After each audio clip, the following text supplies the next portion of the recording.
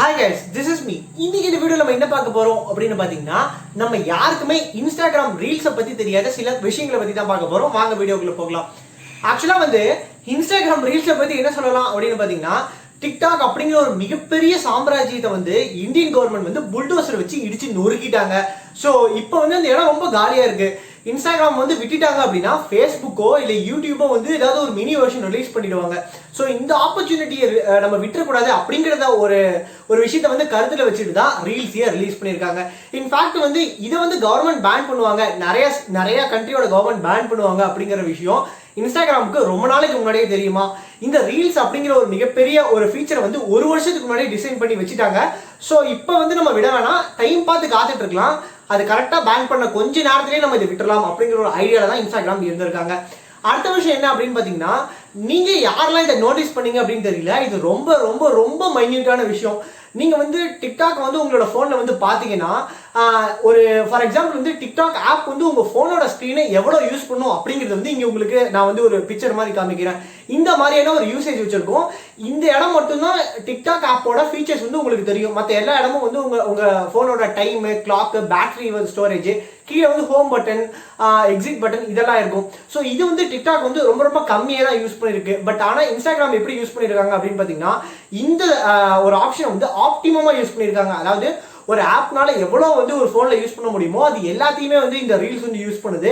இந்த ரீசன்னால ஒரு யூசருக்கு இன்டர்ஃபேஸ் அப்படிங்கிறது சூப்பராக தெரியும். அதெல்லாம் டெக்னிக்கலான வேர்ட்ஸ்லாம் விட சைக்கலாஜிக்கலாக நீங்கள் இன்ஸ்டாகிராம் ரீல்ஸ் போகும்போது ஏதோ ஒரு புதுசாக இருக்கிற மாதிரி தெரியும். காரணம் என்ன அப்படின்னா, உங்க போனோட முக்காவாசி போர்ஷனை அந்த ஆப்பே கான்குவேட் பண்ணும்.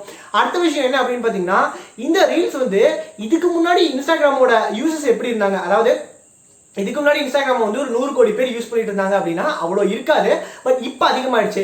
யூஸ் பண்ணிட்டு இருந்தாங்க அப்படின்னா இப்போ அது கிட்டத்தட்ட ஒரு 1.5 மடங்குக்கு மேலே இன்க்ரீஸ் ஆயிருக்குன்னு சொல்றாங்க. இந்த டிக்டாக்ல அரைகுறையா வீடியோ போட்டுட்டு இருந்தவங்க, வேற மாதிரி வீடியோ போட்டுட்டு இருந்தவங்க, திட்டிட்டு இருந்தவங்க, இவங்க எல்லாருமே அப்படியே சாமான்லாம் எடுத்துட்டு அங்க போய் குடிபெயர்ந்துட்டாங்க.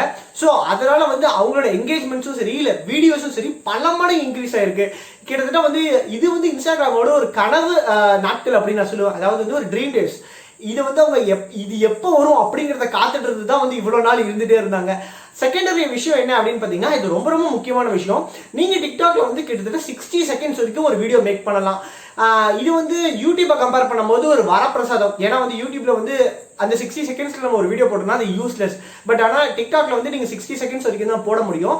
பட் ஆனால் இந்த இன்ஸ்டாகிராம் ரீல்ஸ்ல உங்களால் 15 செகண்ட்ஸ் வரைக்கும் தான் ஒரு வீடியோ மேக் பண்ண முடியும். இது லூசத்தனமா இருக்கேப்பா, இதெல்லாம் வியூஸ்க்கு பிடிக்காது அப்படின்னு தான் நம்மளுக்கு தோணும். பட் ஆனால் இங்கே ஒரு மிகப்பெரிய மாஸ்டர் மைண்ட் இருக்கு. என்ன அப்படின்னா, 60 செகண்ட்ஸ்ல போற ஒரு வீடியோ 15 செகண்ட்ஸ்ல ஒரு யூசர் கன்வெர்ட் பண்ணணும்.